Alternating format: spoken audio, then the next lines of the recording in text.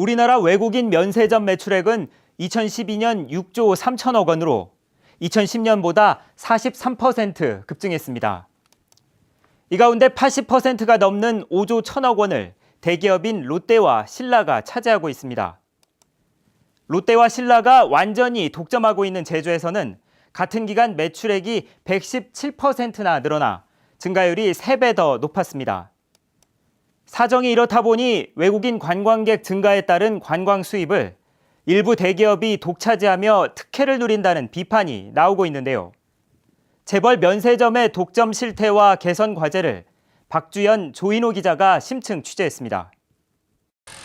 중국 관광객 특수로 매장을 넓히고 있는 한 외국인 면세점. 여기서 일하는 근로자는 500명에 이르지만 면세점에 속한 정규직은 10%도 안 되는 40여 명뿐. 나머지 대부분은 상품 수입업체에서 파견한 판촉 사원들입니다.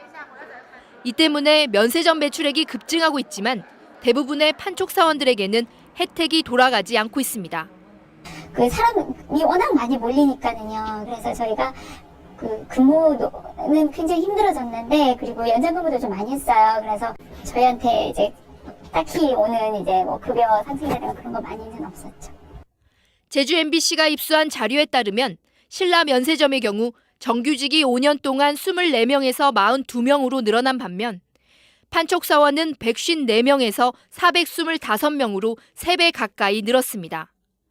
또 롯데 면세점도 정규직은 조금 늘어난 반면 판촉 사원은 3배 넘게 급증했습니다. 해당 브랜드에서 그 브랜드별로 인력을 어떻게 운영을 하셔서 그 매장을 운영하실지를 판단해서 이제 직접 운영하시는 건데, 저희가 그분들을 어떻게 비정규직을 채용해서 운영하는 부분이 아닙니다. 지역 환원이 부족하다는 여론 때문에 외국인 면세점이 최근에야 사회공헌을 시작했지만 생색내기라는 지적입니다. 매출 규모가 비슷한 내국인 면세점에 비해 사회공헌 예산이 5분의 1 수준에 불과하기 때문입니다. 수천억 원을 벌어들이는 면세점이 독점 사업 허가의 대가로 해마다 정부에 내는 특허 수수료는 신라가 72만 원, 롯데가 100만 원입니다. 똑같은 독점 사업인 경마장은 레저세 등으로 매출액의 16%를, 카지노는 관광진흥기금으로 최고 10%를 납부한 반면 면세점은 30만 분의 1에 그쳤습니다. 카지노와 마찬가지로 지금 면세점도 관광 발전의 혜택을 받은 업체이기 때문에 지역 관광 인프라 확충에 뚜렷한 역할을 해야 되는 게 당연한 논리라고 생각합니다. 이러다 보니 제주도가 외국인 관광객을 유치해 대기업의 배만 불린다는 이야기까지 나오고 있는데요. 특혜와 독점 논란을 해소할 방법은 없는지 조인호 기자가 취재했습니다. 제주에 외국인 관광객이 본격적으로 들어온 1980년대부터 정부는 대기업의 외국인 면세점을 잇따라 허가했습니다. 면세점 허가는 기간이 끝나도 별도의 심사 없이 자동 갱신됐고, 새로운 허가는 내주지 않는 독점 구조가 유지됐습니다. 그런데 지난 18대 대선 당시 경제 민주화 논의가 활발해지자 대기업의 면세점 독점을 규제하도록 관세법이 개정됐습니다. 지난해 말에는 전국 면세점 면적의 30%를 중소기업, 20%는 공기업에 할당하고 시내 면세점 허가 갱신에도 경쟁 입찰을 도입하는 개정안이 또다시 제출됐습니다.